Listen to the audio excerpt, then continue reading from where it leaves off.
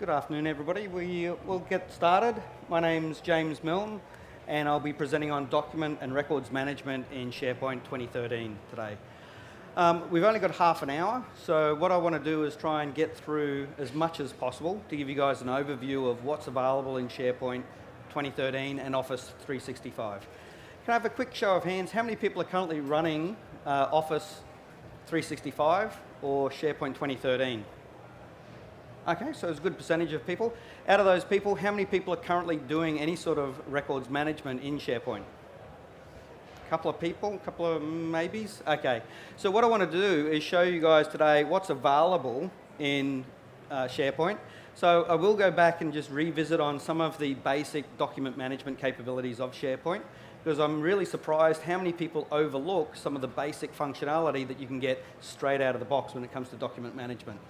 So we'll go through and I'll give you some demos on the version control that's currently available, and there are some improvements that we can touch on in the context of 2013. We'll then look at various strategies behind records management and the different approaches that you currently have available to you either on Office 365 or SharePoint 2013. Cool, come on in. And then we'll touch on some of the improvements. Now, depending on how we go for time, I'm probably really going to only get about 10 minutes on each one of these topics, so I will try and dive into the demos. If you want to get the slide decks later on, what I've tried to do is capture a lot of the screenshots of different places where you can actually go in and do the settings inside SharePoint. So it'll be a good reference after the conference if you do want to follow up and try some of these techniques out. The other thing I would mention to you is at the end of the session, if you are interested in doing some more or learning more about the document and records management, it is available online in Office 365. So you can jump online and use a trial account to try it out without having to go through the process of setting up your own SharePoint 2013 environment. Okay, so firstly, let's have a look at document management. These are a number of the features that are available for you to help you do document management out of the box. So document IDs we'll touch on, version management I'll demonstrate, document sets and content types. I just want you to be aware of what they are and what they can do for you. So document sets, for those people who haven't come across them yet, you can actually use a document set to logically group a collection of documents together. So let's say you're working on a project and you had a project specification, a technical specification, functional specs, and a whole bunch of documents that you wanted to treat as a single entity. You could actually use document sets to control a collection of documents, and you can then tag them and version control them as a single entity rather than multiple documents. Content types, for those people who are using SharePoint, I really hope you are using content types. If not, you really need to have a close look at them. Managed metadata is a huge part of document management, and you'll see that in the demonstration as I go through. If you're interested, I'm also running another session tomorrow lunchtime, which is about building search-based websites using SharePoint 2013, and term sets are actually, or managed metadata are a big part of being able to query and find content, whether we're talking about Word documents or web content. So if you haven't looked at Managed Metadata Service yet, I highly recommend it. Your content type hub hooks into or is part of the Managed Metadata Service, and it allows you to push your content types out through the organization. So it allows you to create your content types, say contracts, and then push them out through all your site collections in the organization so everybody's using the same metadata to tag their documents. Term sets and keywords are related to the Managed Metadata Service. In 2013, our metadata navigation has been improved. Traditionally, we've had managed metadata navigation on the left-hand side, and you'll see that in the demonstration as we go through. But what I wanted to do is just point it out that it has been improved in 2013, which is why I've colored it in green. So we can now actually build whole site navigations based on your term sets. Okay, so your document ID feature, basically you activate it on a site collection. Once it's activated, you can get SharePoint to actually generate your document IDs for you. Now the document IDs are obviously searchable, but they also create a permalink feature. What I mean by a permalink feature is it will generate a link that if you use that and embed that in other documents, no matter where that physical document gets moved to, the permalink will always locate that original document. So that's something to think about, especially if you're trying to reference other documents in your policies and procedures and you're using absolute URLs currently. If you use the document ID feature, it doesn't matter where that document gets moved. If it gets moved into another folder or into another library or even into another site collection, you'll still be able to find it. Okay, version management. One of the big enhancements we have in SharePoint 2013, traditionally in SharePoint 2010, version management meant that we would keep a complete copy of each document and each version was a complete copy of that document. The big change for 2013, we no longer keep a complete copy for each version. We now only keep the changes from one version to another. So we're actually piggybacking off the SQL shredded storage technology, and what that means is from a version management perspective, the overhead of how much disk space we need to keep those documents has been dramatically reduced. So in 2010, if I had one document, which was 1 megabyte, and I had 10 copies of it, that's obviously 10 megabytes. Now under 2013, we're not losing 10 megabytes worth of storage, we're only using the storage that is required to keep track of the changes. Yes?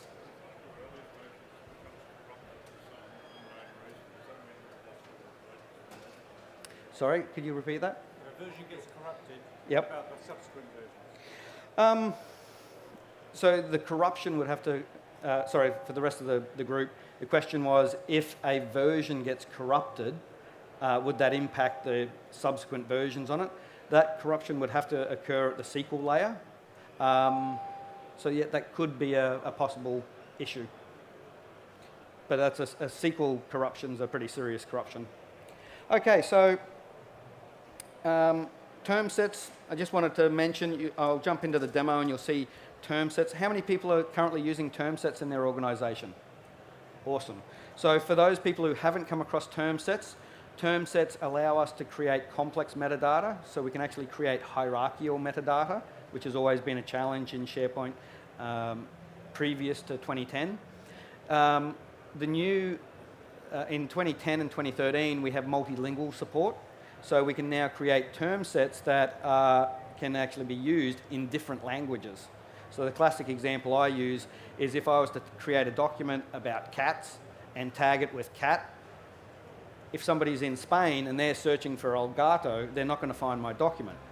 Now, with managed metadata and term sets, we can actually tag that document with cat in English, but then the Spanish people would be looking for El Gato and they'll still actually find that document. So the metadata itself can actually be multilingual.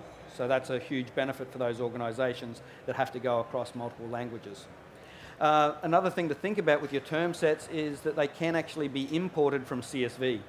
So a very quick, easy win for a lot of organizations is go to your ERP system or your accounting system where somebody's already been through and categorized and tagged everything. We can actually export a lot of that metadata and import that into SharePoint and reuse that to tag your documents inside SharePoint. So with that, I'd actually like to switch across to a demonstration. So I'd like to demonstrate some of the basic document management capabilities. In this example, I'm going to navigate into a contract management site. So it's just really a library full of contracts. And one of the first things I want to demonstrate is under 2013, adding new documents can be as simple as selecting those documents in your Windows Explorer and dragging them across, and you'll notice the library on the left is actually letting me know that I can drop these documents here. And so simply by dragging and dropping into the browser, those documents are now being uploaded to the server, and you can actually see the little status, and there we go, up the top there, it's letting me know that those 3 documents have been added to the library. Now, under 2010 and 2013, we have the ability to edit the properties against any one of those documents. Now this is where I wanted to show you guys managed metadata or tags or term sets in action. So if I come into the divisions, you can see I can actually start typing. If I just type in I, you'll notice it's IntelliSensed into information technology. So as I start typing, it'll actually go off and try and match what I'm typing against any terms in that term store. If I'm not necessarily a person who likes to type a lot, you can see the little tag icon over there to the right. I can actually click directly on those tags and it'll actually show me what tags are available for me to tag this particular item. So in this example, I'm going to go ahead and tag that as an information technology document. But this is a very simple structure in this example, but we could actually make that as complex as we needed to. That could actually be up to 7 layers deep, and we could actually have nested terms inside other terms. Business function, once again, I'll just say that this is to do with financial management.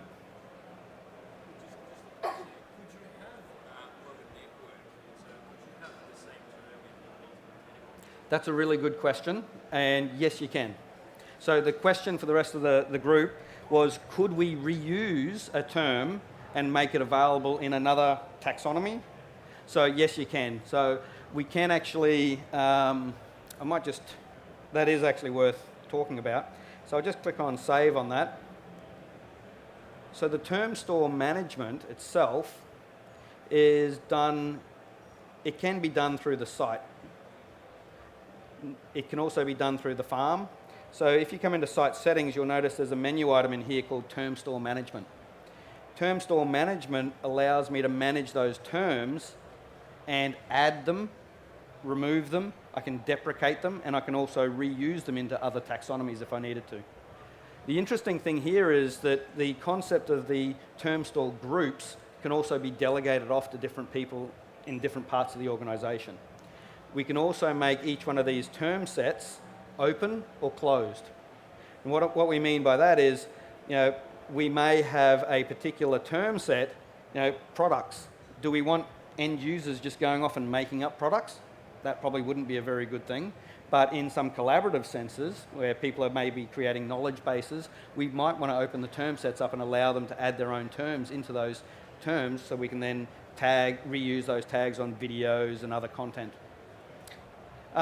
Sorry, the reason I brought you in here is when you actually drill into, well, that's actually an example of a reused term. Notice the little arrows indicating they've been recycled. So if I go and find, say, business functions, and my menu's not appearing, so I've got to do a little trick. Oh, SP admin, just give myself admin rights on here.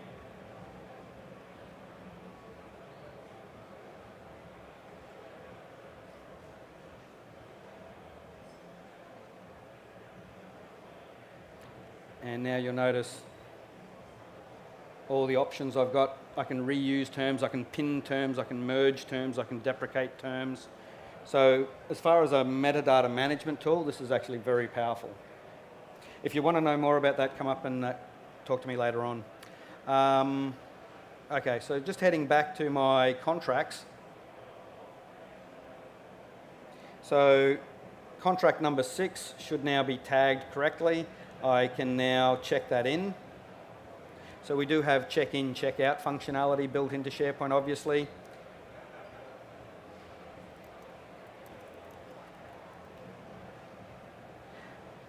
Now, one of the other things that's overlooked in SharePoint is the version control. So at any stage, you can go in and have a look at a document and actually bring up the version history on that particular document to see who has made what changes to those documents over this period of time. So you can see straight away here, I've actually currently got 2 versions of this document. Now, I remind you that I could actually just be an end user. I could be somebody with site member level access onto this site to be able to manage the versions. So from an IT perspective, the end users can now be managing their own content. So if I accidentally saved over one of your documents, you could actually go into the version history and retrieve a previous version back to make sure you've got your document without the need of calling IT to get them to go through the backup tapes. Now, the other thing I wanted to point out is, let's have a look at the document. I can actually use the version history to go in and look at the document and see what's changed over a period of time. Very handy in contract management situations. So in this example, I'm going to open the document, have a look at it.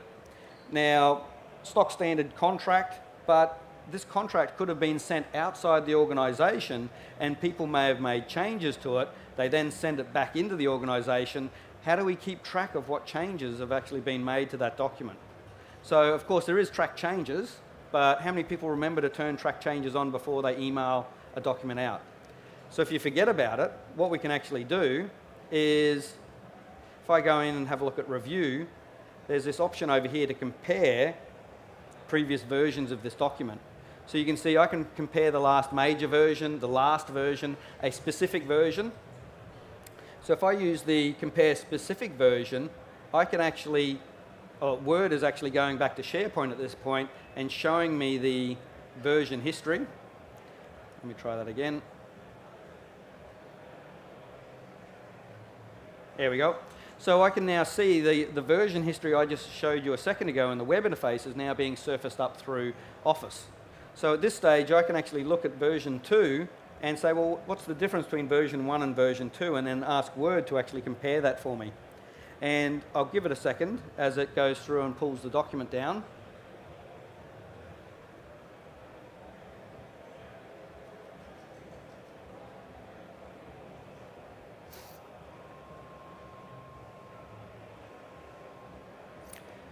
Okay, so what we can see now is in the central section, I can see the compared documents, I can see the original document, and I can also see the revised document. So this is version 1, this is version 2. Who can spot the changes? You can see there's been 9 revisions made on this document, and you can see, almost like track changes, I can actually click on the little red bars and actually see what's been changed in that document. So if this was a contract and we were going through and doing negotiations, you can see there's some very subtle changes which are going to change the implications of what this contract is. A question aside, will this feature actually work if you've taken documents from, say, 210 environment and then brought them into the 213 environment? Will you have the same ability to compare versions? So this functionality is available in SharePoint 2007, SharePoint 2010, SharePoint 2013. Yep. It leverages that SQL feature in 2007, it faithfully stores each Yep. information. Yep. So what happens with them when they're brought across?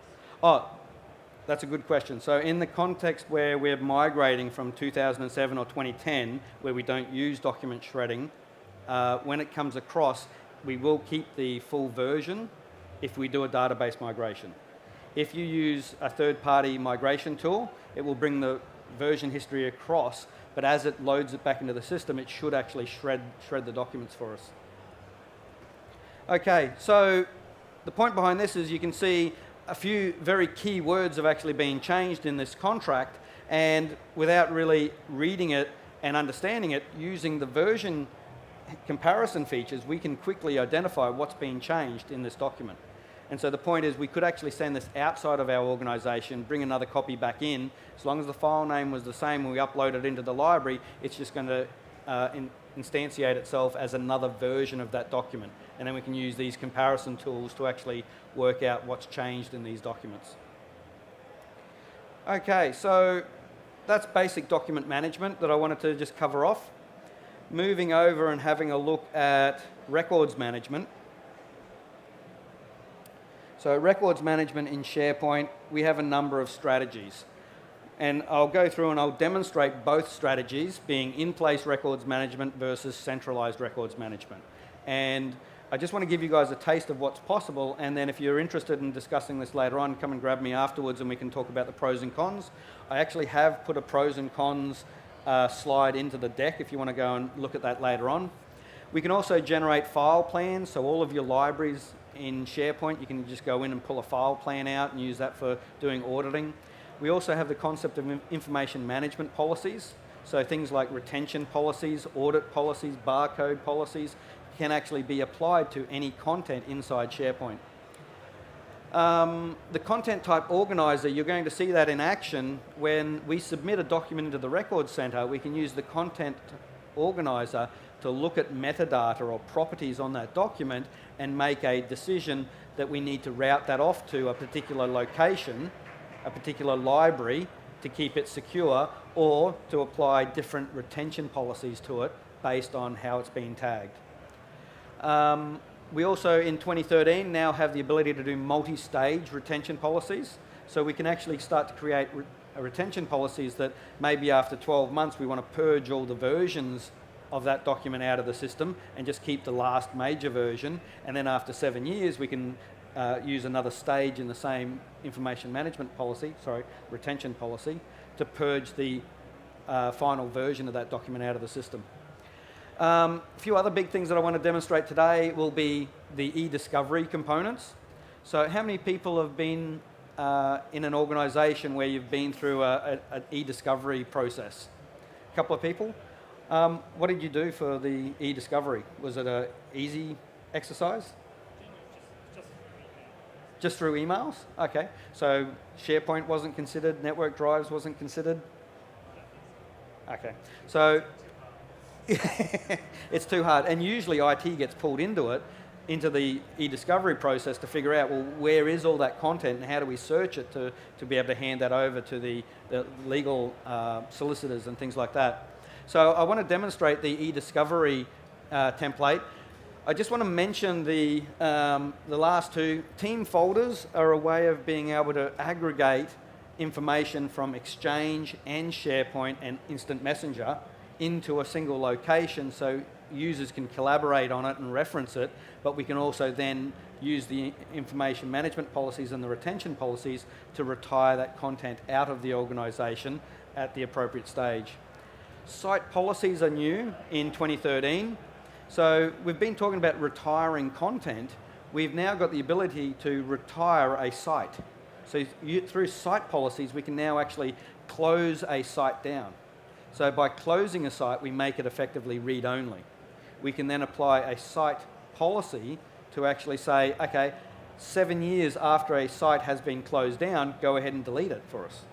So there's some options now that traditionally we've had to manage and retire content at an item level or a library level. We've now got the ability to retire a whole site and either shut it down to make it read-only or actually delete it out of the system. Okay, so in place versus centralized records management. So switching across to the demo, in this library that I've been playing around in before, the contracts library, I can go into the library settings on any library once the in-place records management feature has been activated, and you'll notice we have this record declaration settings, which now allows me to control how documents are declared as records in this library. So the point behind in-place records management is, as an end user working on that content, I really don't want to lose connection with that content. I want to be able to reference it, especially if it's part of my project or part of my day-to-day job. But how do we guarantee that if that is a record, that nobody's gone in and changed it? So once that setting's been activated, we can declare records either through workflows or through the interface. An end user can come in and actually choose to declare a particular document as a record. So if I go ahead and declare this document, contract number 2, as a record, I'm just going to remind you guys, I'm currently logged in here as somebody who has site collection administrator rights. So I'm actually fairly powerful in the system. My account's fairly powerful in the system at the moment. Okay. Try contract number 3, declare as a record. Oh, sorry. I haven't filled in the mandatory metadata. That's why it was not letting me.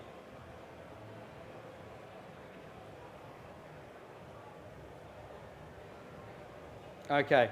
Now what I want to draw your attention to is notice the little padlock. The little padlock over there on the Word icon lets me know visually that that's now declared as a record. Now, the other thing I want to draw your attention to is even though I'm logged in as a site collection administrator, I can view the properties, I can view the document in a browser, I can view the version history, and notice everything else, there's no edit, there's no delete. I can trigger a workflow if I wanted to, but there's nothing in the list that allows me to modify that document. If I look at, say, Contract 5, you'll notice the edit menu. See, I've got edit in browser, checkout, I can edit the properties. So even as a system admin, I actually can't make any changes to contract number 6. I can go in and have a look at the compliance details, and I can see the date and time that that document was declared as a record. We have the ability to place holds on those documents. So the concept of a hold is if we are using information management policies to come through and delete records out of the system, if I go into a legal dispute, I can now place a hold on that document to make sure that those documents don't accidentally get deleted while I'm still in litigation. You can also see that I can generate an audit report. So if I'm curious about who's actually been reading that document, who's been editing that document, who's been changing the permissions on that document, I can generate an audit log just on that specific item. Rather than generating an audit log on the whole site, I can just pinpoint a single item. So just quickly, just to finish up, the last thing I wanted to demonstrate is the ability to send documents to the record center. So if I pick on a document, I'm just going to edit the properties on this document to make it a valid document.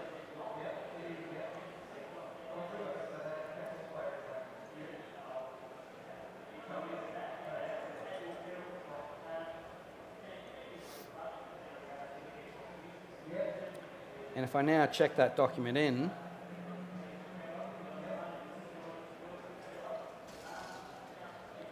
so for those people who need to rush off to the next session, thank you for attending.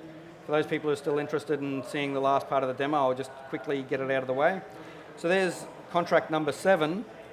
If I select that document and then click on the Files tab, you'll notice I can actually send this document off to the record center.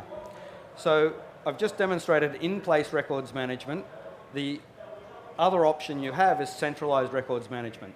So we'd create something called a record center, and the users, obviously through a little bit of training, we can show the users how to send documents off to the record center. Now when they send documents to the record center, you can send a copy, you could move the document, or more interestingly, you can move and link the document into the record center.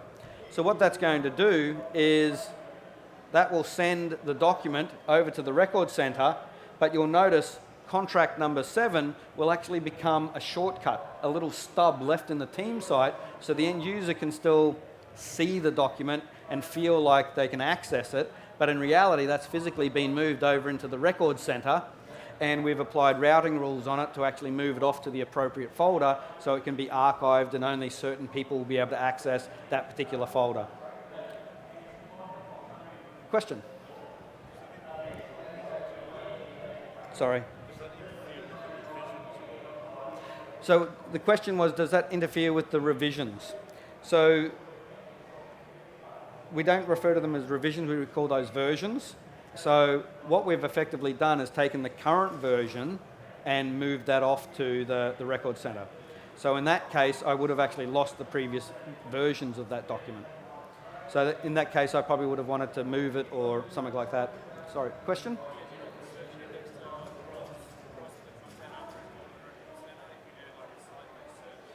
Sorry, could you just...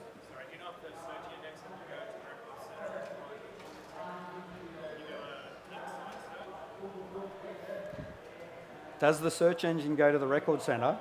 And what was the... If I go search this site, will it find content that's in a version? Oh, okay. So to repeat the question, if I go and use the search this site feature, will it pick up the document in the record center? Yep. Search this site is usually by default scoped to the site collection or the current site. So in that question, to answer your question, typically your record center is another site collection. So this is where you would have to either create another scope to scope it to search records or search the record center, or by default, the everything scope would actually return records that had gone to the record center, assuming I still had access to them. So that's the other thing you've got to think about with the record center is, as the user submits a copy to the record center, will they still have access to that document once it hits the record center repository? Okay, do you guys want to see one more demo? Cool. So the other thing I wanted to demonstrate, in 2013, we now have something called the Discovery Center. So in the situation where you may be served with an e-discovery order by the solicitors saying we want all the information, not just the emails, we want documents, we want records, we want any information about these particular keywords, you can see we can actually now, traditionally, I've had a couple of customers hit with an e-discovery order and we've had to sit down and write them scripts. We've had to reconfigure their search server to go off and search their network drives, their Exchange public folders, their inboxes, and then we've actually had to sit down with scripts that would actually do the search and then copy all those files out. So it was a fairly intensive IT effort to be involved in the e-discovery process. But now under 2013, you can see an end user, we could actually give the legal team access to the Discovery Center. And so in the Discovery Center, hopefully you don't have this many cases opened against your organization, but the legal team can come in and either create a new case or they can go and look at an existing case. And in the Discovery Center, you can, in each case, we can create discovery sets. So we can actually sit down and decide what information do we want to search.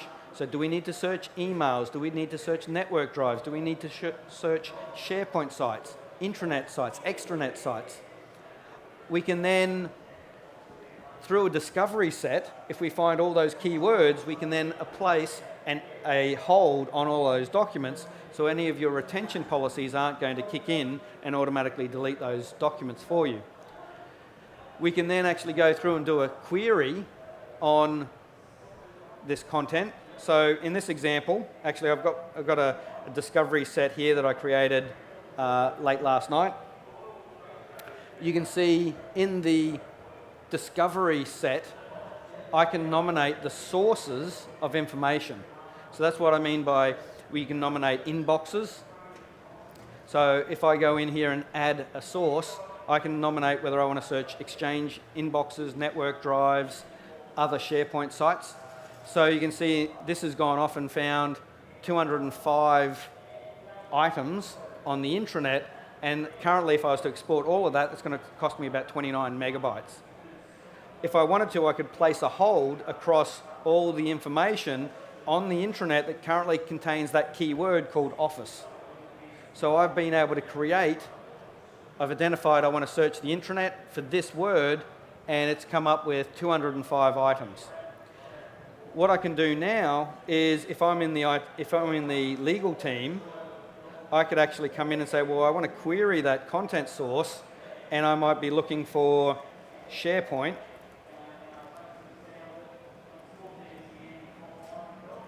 And I can specify date ranges, which part of the e-discovery order would most likely say we want all the content between these date spans that contain these keywords. So you can see these are my date ranges, my keywords once again, and then also they may be naming specific individuals as part of the e-discovery. You'll notice down the bottom here, sorry, if I just click on search, I don't expect to get a lot of stuff back from Exchange because I'm not running it at the moment. But you can see here I can focus what content from Exchange do I want to include in this e-discovery search. And I can also switch over to SharePoint, and you can see the sites, lists, libraries, and in this example I'm pulling back mostly ASP pages and docx files. So I can choose to filter and say, look, we're really only interested in the documents. And once I'm actually finished filtering my content, I can now say I want to save this query or I want to export this query out. So the really cool thing here is if I say export, it's going to ask me for a folder location on my C drive, and it will basically copy all that content, in this example, 4 documents, automatically down to that folder, and I could then zip that up, burn it to DVD, and send that off to the lawyers. The big advantage behind this is, notice this is an end user interface that you don't need a degree in IT to use. It's basically point and click, export the content out, and however you want to then physically transmit that content to the lawyer, it's basically, zip up a folder and send it to them. So I think I've gone a little bit over time, but thank you very much for attending today. If you have any other questions, feel free to come up and grab me. We can continue on demos or questions later on. Thank you very much.